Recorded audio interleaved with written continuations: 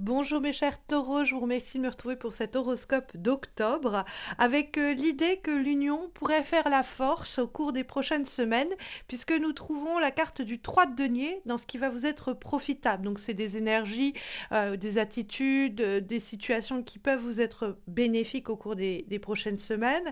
Et le 3 de denier, c'est l'idée effectivement que le travail d'équipe est favorisé, que vous avez un système d'entraide, de soutien qui peut aider vos affaires. C'est l'idée que vous pouvez apprendre des autres ou que vous pouvez vous-même aider des personnes autour de vous à construire, à s'élever, voire même à s'enrichir. Parce que le 3 de denier, de façon un petit peu plus différente, c'est aussi une carte qui nous parle de croissance et d'élévation. Il y a le côté un peu pyramidal dans cette carte-là où on va bien superposer des éléments qui vont permettre à un édifice de se construire, hein. C'est l'idée d'ériger quelque chose et donc c'est la carte qui est associée à l'idée presque d'architecture, dans le sens où on est l'architecte, on va construire, élever une situation, l'embellir, l'améliorer. C'est une bonne période pour rénover quelque chose, une maison, une relation, une situation, pour lui donner un nouveau coup de fouet puisque la carte du 3 de denier est associée vraiment à l'idée de croissance. Il y a quelque chose comme ça qui peut s'élever, qui peut être enrichi, qui peut être nourri et connaître donc une amélioration. Donc le 3 de denier, c'est si vous avez envie de mieux gagner votre vie, si vous avez envie d'embellir le lieu où vous vivez, si vous avez envie qu'une relation passe à une étape supérieure, eh bien, il y a des possibilités pour le faire. Et le 3 de denier, c'est l'idée que peut-être même cela ne se fait pas toute seule ou tout seul. C'est-à-dire que c'est parce que la personne avec laquelle vous travaillez, vous vivez, etc., est aussi partie prenante de cette amélioration et peut vous prêter main forte, ou parce que vous décidez d'un commun accord d'améliorer une situation donnée. On avancera mieux ou plus vite, en tout cas ensemble, que si on se lance toute seule ou tout seul dans cette amélioration, cet enrichissement, cette rénovation. Il y a la carte du soleil dans les obstacles. Alors, certains et certaines tarologues considèrent que le soleil, même dans les obstacles, reste une carte amie. C'est vrai que ça peut nous parler de bonheur, de félicité, d'amélioration, de promotion, etc. Simplement un petit peu retardé, puisqu'en plus on a la carte de l'étoile qui nous appelle à la patience et qui nous dit que ce que l'on espère, ce que l'on désire, eh bien, va se présenter peut-être un petit peu plus tard que ce qu'on le souhaite, mais est en route tout de même. Or, effectivement, le soleil, ça peut être un peu, vous savez, comme un, un nuage qui cache le soleil, donc une éclaircie à venir. Et donc, on est dans cette période de temps d'attente où on veut que le soleil éclaire, donc on veut que la situation rayonne. Et il y a un temps, il y a un délai comme ça qu'il faut endurer avant qu'il y ait ce rayonnement. Et donc, ça peut être cette révélation, que la lumière soit faite sur quelque chose, qu'on éclaircisse une situation ou que quelque chose vienne en lumière, que ça sorte peut-être de la semi-pénombre dans laquelle ça se trouvait, donc quelque chose de révélé, etc. C'est aussi quelquefois une illumination, donc une prise de conscience, une compréhension meilleure, une plus grande lucidité, et qui peut tarder un peu à montrer le bout de son nez, puisque la carte est dans les obstacles. Mais le soleil, quand elle pose problème, ça peut être aussi une carte qui est en rapport avec l'ego, hein, la question de l'orgueil. Donc il ne faut pas faire preuve d'orgueil par exemple, de se couper de la sorte d'aide que l'on pourrait obtenir. C'est-à-dire que parce qu'on a trop de fierté, eh bien, on n'ose pas dire que, bah, tiens, ça irait plus vite avec l'aide d'un tel ou d'une telle, ou ça irait plus vite en faisant cela ensemble. On a trop de fierté pour demander de l'aide ou pour, eh bien, reconnaître qu'on aurait besoin d'un coup de main. Et donc, du coup, ça peut créer des délais et du retard dans l'enrichissement que le tirage signale par ailleurs. Donc, bon, ça peut être une mise en garde en disant ravalez votre fierté. Le mois d'octobre, c'est pas le moment de fanfaronner et de mettre l'ego au-dessus du reste. Peut-être qu'il faut justement se dire bah faire amende honorable et s'avouer que, bah, on irait peut-être plus vite ou que ce serait plus simple si, on avait, l'accord, l'aide, le soutien, de notre environnement.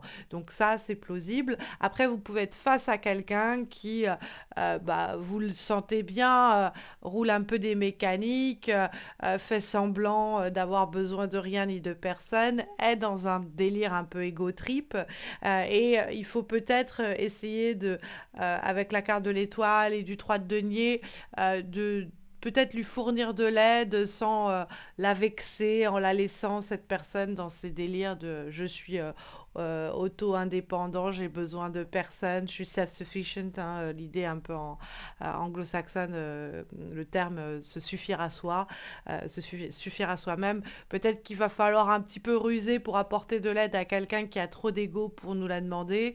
Cette aide, bon, c'est aussi possible, quelqu'un pour qui vous avez beaucoup d'affection, ou alors tout simplement vous avez par exemple un boss, un patron, peut-être même un ou une partenaire, quelqu'un qui d'une façon ou d'une autre a trop de caractère, mauvais caractère, et donc il va falloir réussir à tempérer ces désagréments et ces défauts-là pour améliorer une situation qui vous concerne tous deux ou toutes deux, sans vexer l'autre ou sans faire que cette personne ne monte sur ses grands chevaux, quoi.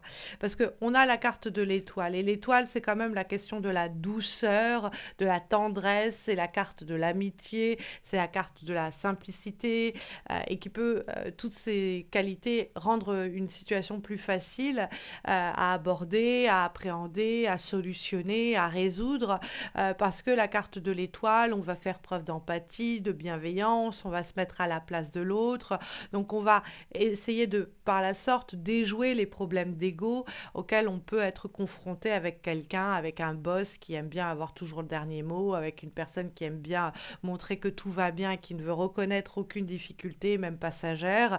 Et donc la carte de l'étoile, on va essayer de comprendre comment la personne fonctionne pour enrichir, améliorer la situation sans la braquer, sans la pousser dans ses retranchements, etc. Après, la carte de l'étoile, c'est la question de l'avenir et du désir que l'on nourrit à l'égard de cet avenir.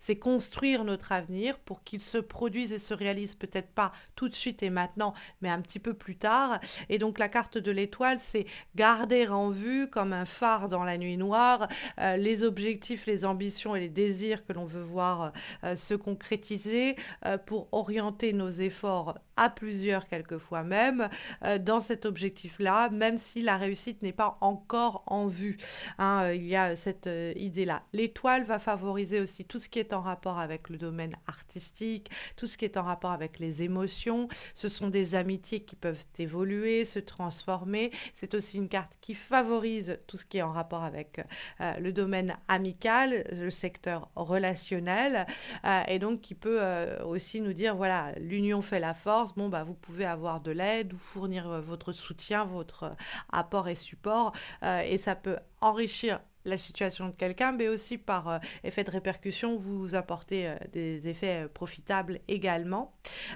Et tout ça dans la tendresse, dans la rondeur, dans la douceur, mais cela ne vous empêche pas de, dans ce cadre, on va dire, collectif, ou dans ce travail à deux au minimum, en tout cas à plusieurs, savoir tout de même vous affirmer.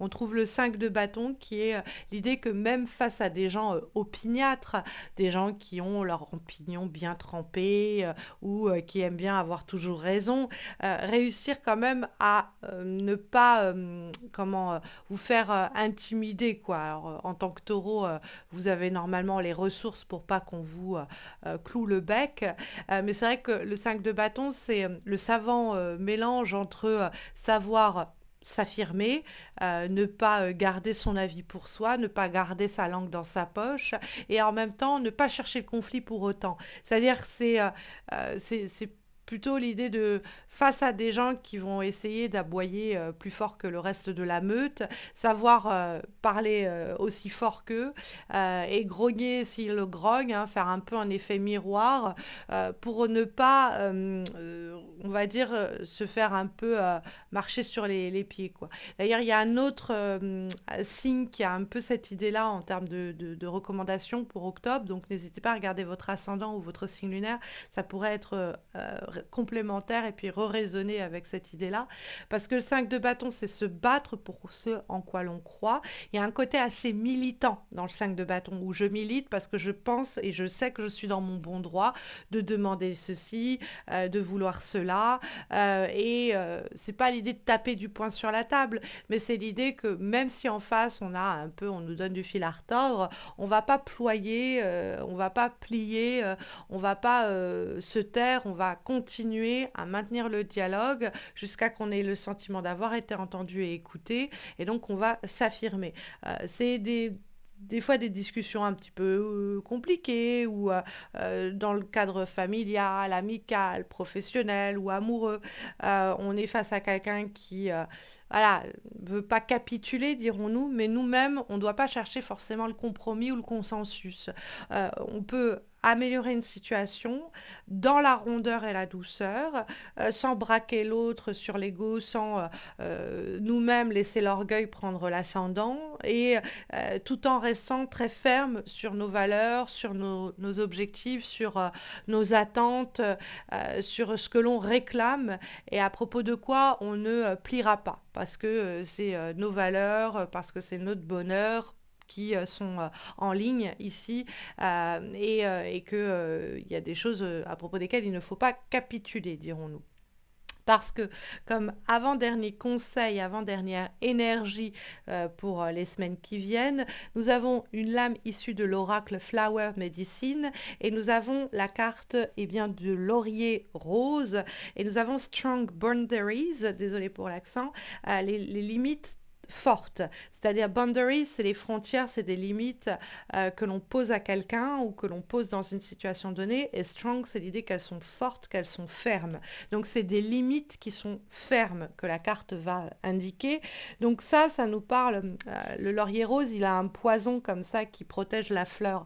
Donc c'est un peu, on va pas empoisonner les gens, mais c'est dans l'idée qu'il y a quelque chose qui doit nous protéger et on doit tout simplement apprendre à dire non ou ne pas hésiter à savoir dire non au cours des semaines qui viennent très simplement. Ça, c'est un conseil qui matche bien avec le 5 de bâton que l'on vient de voir. Et comme dernier conseil, dernier avertissement, dernière recommandation pour les semaines qui viennent, on va avoir cette fois-ci une lame issue de l'oracle de la sorcière et nous avons la fumigation purificatrice de la sorcière. Donc la fumigation, c'est l'idée de nettoyer, purger son environnement, son propre corps spirituel et son corps physique à l'aide de cette fumée. Donc bon, c'est des pratiques ancestrales hein, qu'on trouve à peu près dans toutes les spiritualités. Mais cette idée de fumigation, ça peut être l'idée que si on essaye de nous enfumer, on va pas se faire avoir et que nous-mêmes, il faut qu'on purifie notre environnement pour, en sachant dire non, se protéger, comme la carte du laurier rose l'indiquait, s'affirmer, protéger ses objectifs, protéger ses desseins, ses ambitions, ses envies. C'est en tout cas le message qui est ici clairement formulé par les cartes de ce mois d'octobre. Après, sur le plan relationnel et amoureux, il faut savoir que je vais poster des guidances sentimentales au cours du mois d'octobre pour la fin d'année, donc octobre, novembre, décembre. Donc n'hésitez pas à vous abonner à ma chaîne si vous ne l'avez pas encore fait, histoire de ne pas rater leur mise en ligne. Et puis n'hésitez pas à vous abonner si vous ne l'avez pas fait non plus pour soutenir ma page, à liker cette vidéo, à laisser un commentaire. Vous savez, en tout cas beaucoup d'entre vous le savent, je viens d'accoucher il y a quelques semaines, donc imaginez que prendre le temps de faire ces 12 vidéos, trouver le temps mais aussi le silence pour pouvoir les réaliser, c'est un peu complexe. Donc, le moindre des messages, des likes, des abonnements, est bienvenu et motive, me revigore et motive ce temps que j'ai réussi à prendre pour faire ces vidéos. D'ailleurs, vous avez été hyper nombreux et nombreuses à accueillir l'arrivée du bébé avec plein de messages d'amour et je vous remercie tellement chaleureusement. Je vous embrasse tous et toutes pour vos messages sur YouTube, mais également sur Insta et Facebook. Et d'ailleurs, sur mes pages Insta et Facebook, je vais reprendre les guidances hebdomadaires, celles que je poste chaque semaine. Donc n'hésitez pas à m'y retrouver. Vous avez les liens de mes pages Insta et Facebook en descriptif de cette vidéo. Vous avez également le lien de mon site missmojorising.com puisque je reprends à temps partiel mon activité de tarologue en octobre si vous avez des questions que vous voulez que je pose pour vous aux cartes. Et puis je reprendrai à temps complet mon activité de tarologue en novembre. Donc je vous retrouve moi fin octobre pour les horoscopes de novembre, courant octobre pour les guidances amoureuses de fin d'année et puis peut-être sur Insta et Facebook pour les guidances hebdomadaires. En tout cas, j'espère vous retrouver très vite. Prenez bien soin de vous en tout cas d'ici là et à bientôt j'espère.